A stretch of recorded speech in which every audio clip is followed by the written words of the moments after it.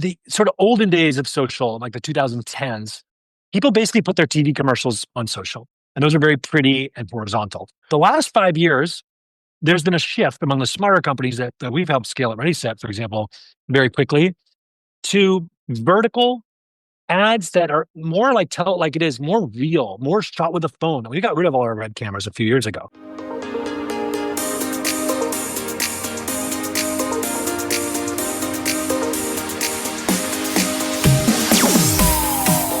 Creative direction, digital marketing, online advertising. Our guest is ready to help you improve in these areas. He's got a few awesome businesses.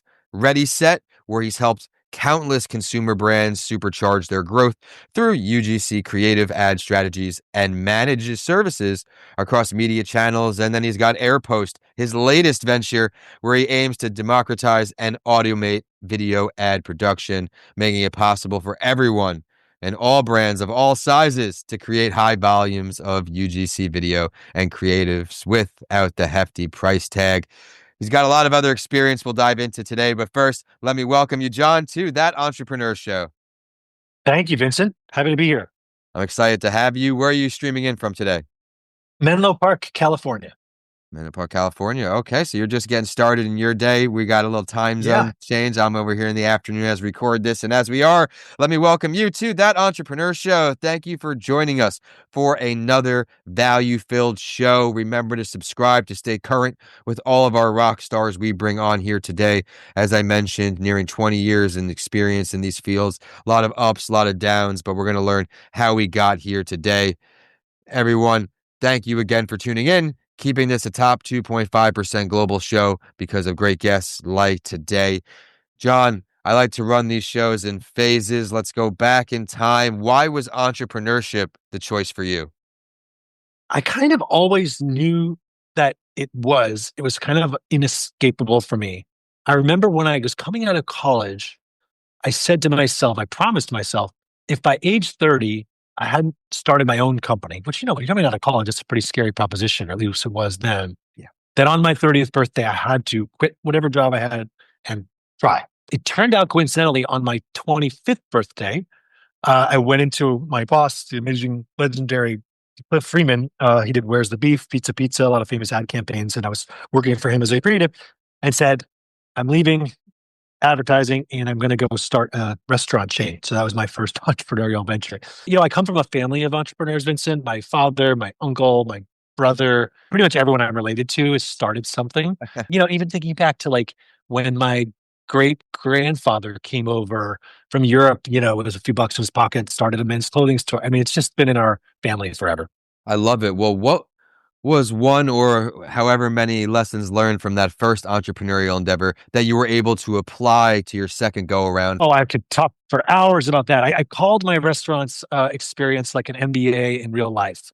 I'm in my early 20s. I've got to figure out how to hire, work with contractors, fire. I mean, I can specifically remember this chef that we had, and I just kept way too long. And I wish I could tell you that was the last time that I did that. And then, of course, when we let him go, it was fine, and he understood, and it was better for both of us. And I was like, oh my gosh, why didn't I do that months before? So many lessons. I guess if I had to give you one, it would be managing people, just learning all the hard knocks of how to be respectful to these amazing humans you're hiring, how to hire. I take a lot of pride in that.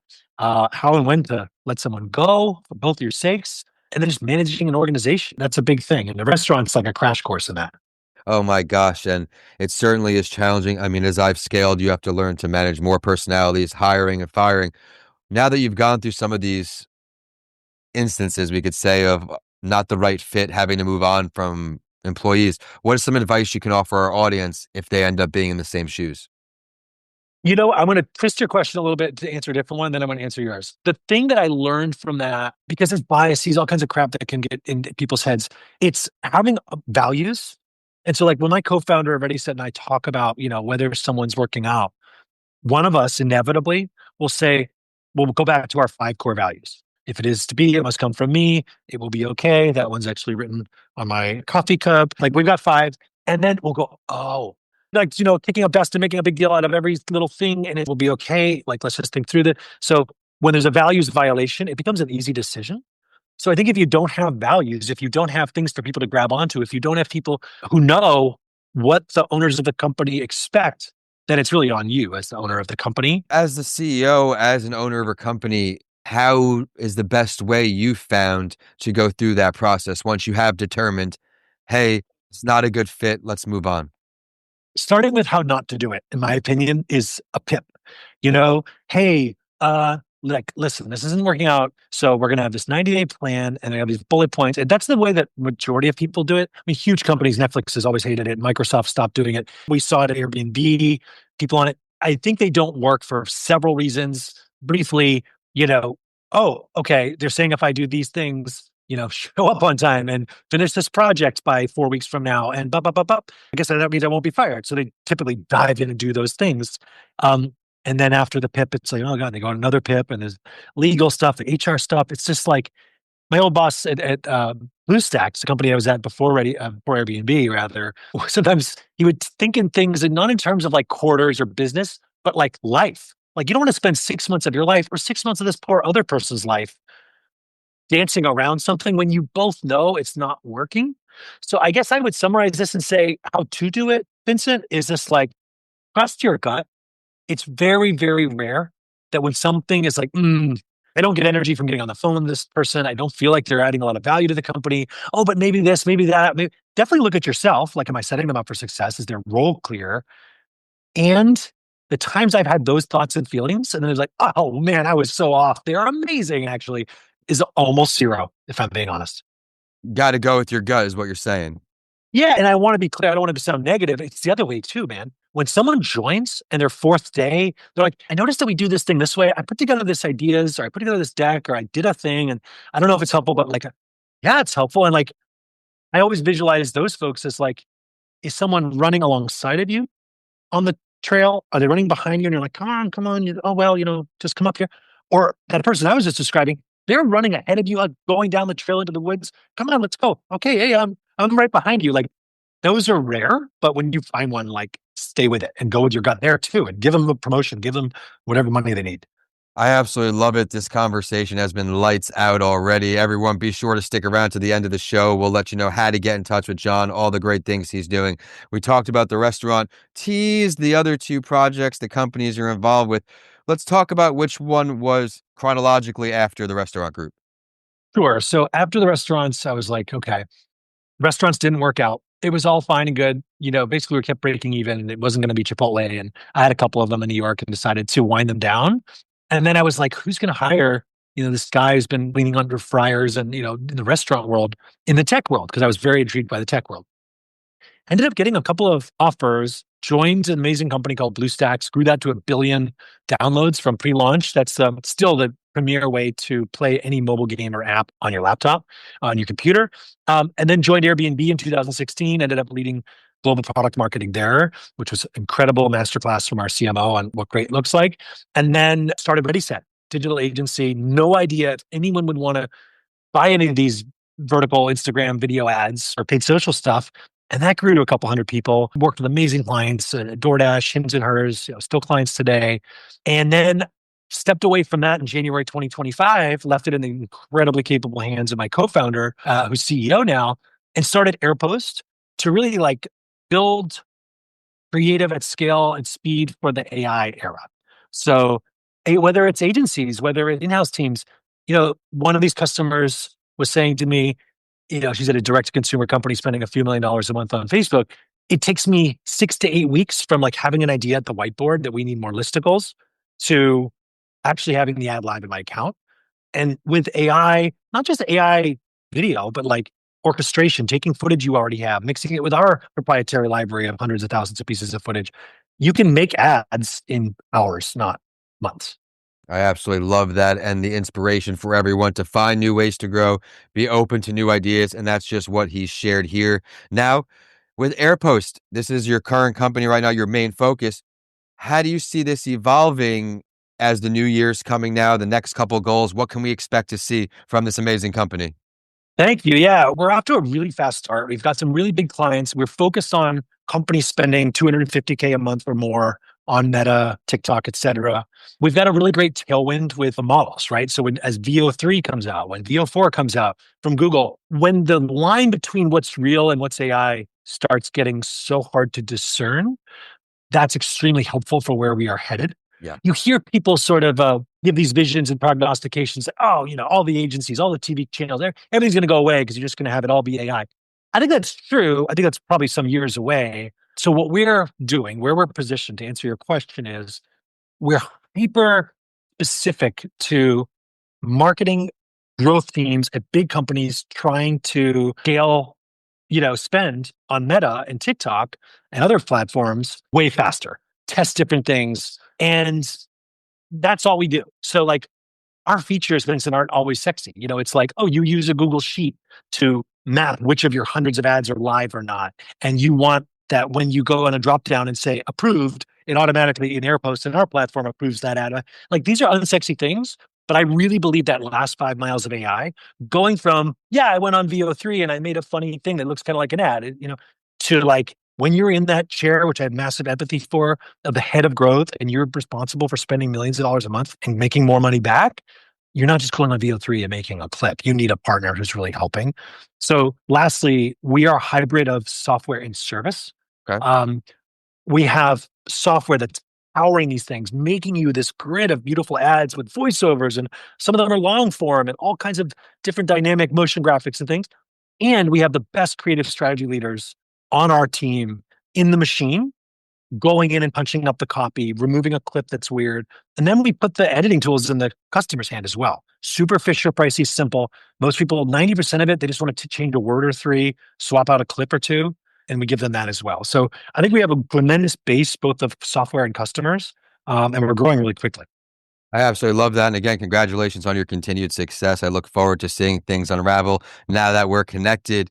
If there was someone who's a new entrepreneur who wants to get in this tech space, this space that you're in, do you have any advice you could offer maybe that you wish you had coming into this new field? Want to maybe expedite some pain points? I do believe that the knowing what great looks like is incredibly powerful. So when the restaurants were not working out and I would be running on the treadmill in New York before we moved out here, I would listen to podcasts. I remember listening to Drew Houston from Dropbox, Sheryl Sandberg. This is, ages ago. And it was really inspiring because they're really smart and they've seen a lot and they work in tech and I didn't. And just from osmosis, Vincent, I could just learn a lot about what to do, what not to do. So I would just and now there's so much more of that. You can watch YouTube clips, podcasts, ChatGPT. Secondly, I would ask people in those kinds of positions, maybe not those kinds of positions, but close. Do you mind if I take you to coffee? If you say, I'm new, I would love to be in this industry. If you can jump on a Zoom for 30 minutes, I've got a bunch of questions. I'm curious about your experience here, and there. I don't need anything from you except I just love to learn. You might be surprised. People might say yes. It reminds me when I joined Airbnb, and this is another piece of good advice I got when you join an actual big company. My boss said, your first 2 to 3 months, you should be intensely doing that. Slack someone, some VP, some this, hey, I see you're running hosting. I really want to help from my job in product marketing. I want to understand what's been working, what's not been working. Can you go to breakfast? They will always say yes, because you're new and they want to help. You ask them in 13 months into the job, they're like, what is this regarding? I'm booked out for 3 weeks. You know what I mean?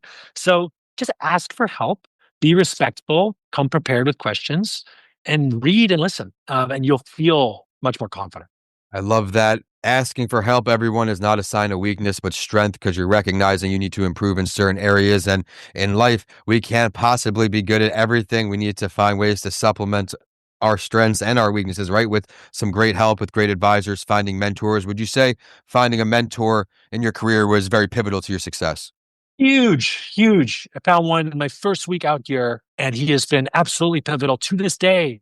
I will go by his office and sit with him and ask him questions when I have a hard, sticky problem. And it's a real great peace of mind to have someone like that. I'm forever feeling grateful to him and somewhat bad that I can't give value back. But, the best people out here, they want to just give value. They get energy and happiness from sharing their wisdom with people.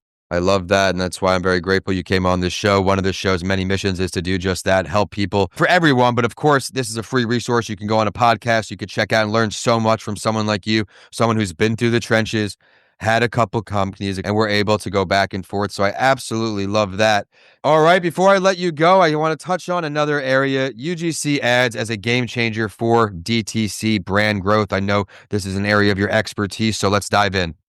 Yeah, there's a guy out there very hot calls it ugly ads. Direct to consumer companies, anyone, a supplement, whether it's a GLP-1 thing, whether it's a toaster, a mattress, anything you're buying through the internet, often through clicking on an Instagram ad. The sort of olden days of social, like the 2010s, people basically put their TV commercials on social, and those are very pretty and horizontal. The last 5 years, there's been a shift among the smarter companies that we've helped scale at ReadySet, for example, very quickly to vertical ads that are more like tell it like it is, more real, more shot with a phone. We got rid of all our red cameras a few years ago, and people want to see when we talk about vertical UGC ads, ugly ads. It's what does a box look like when it comes to my door? Oh, okay. What does it look like when you unbox it? Oh, I see. You get an extra sample set of that shampoo.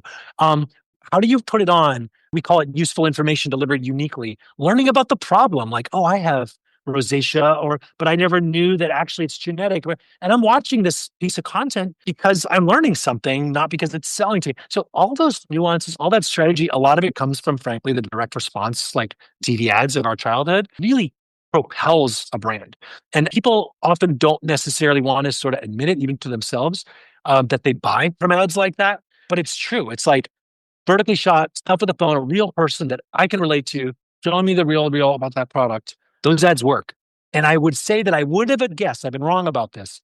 5 years ago, I would have been like, oh, every company's going to be running those. Like, why would they run polished stuff with their New York agency paying all this money and the ads don't even work as well? It's been hard to wean off of that for a lot of big Yeah. brands, Yeah. but the up and comers I mentioned are all over it. Well, that is a heck of a piece of advice, and I'm glad you shared that. Everyone, as a recovering perfectionist, we were talking behind the scenes, you put a lot of pressure on ourselves. Perfect, perfect, perfect. He just gave a great piece of advice. But before I let him go, before we get that contact, if you could pick any entrepreneur, dead or alive, to speak with, to pick their brain, learn from, who would you choose and why? I've read so many of these folks' books. I guess I would say Richard Branson because I love his sense of fun and the way he markets his products, the way he takes risks and tries things, just the way he's built his life and family life. I think it would be awesome to sit down with him for an hour. I love it. Well, let's delve deeper. Where would the meeting go down if you could pick the location too? I'm so tired of reading about Necker Island. This people went, those people went. You can have weddings there. This celebrity, this thing went down there. This big business meeting. It's like, okay, maybe sometime in my life, I'd like to see this place that he built. Oh, that would be awesome. Well, we'll have to tag everybody when all these people that you read their books, we'll tag them, we'll forge these relationships. But I can't thank you enough for taking some time to join me across the country for an awesome show here on That Entrepreneur Show. Now, where can we find you online? Yeah, I'm mostly on LinkedIn these days. Just John Gargiulo, Gargiulo. And yeah, just building Airpost or John at airpost.ai. All right, everyone. Well, you know where to find them. I don't know what you're waiting for. Go on your phone and check them out. And also remember to subscribe to stay current on this series with our next entrepreneur. My name is Vincent A. Lancey. We brought on John today, talked about a lot. So be sure to add him to your network. He just shared his LinkedIn. Could be a great fit for you if you're a target customer as well. Everyone, we're signing off here today. John, thanks a million. Thank you, Vincent. You're good at what you do. Back at you. Thank you.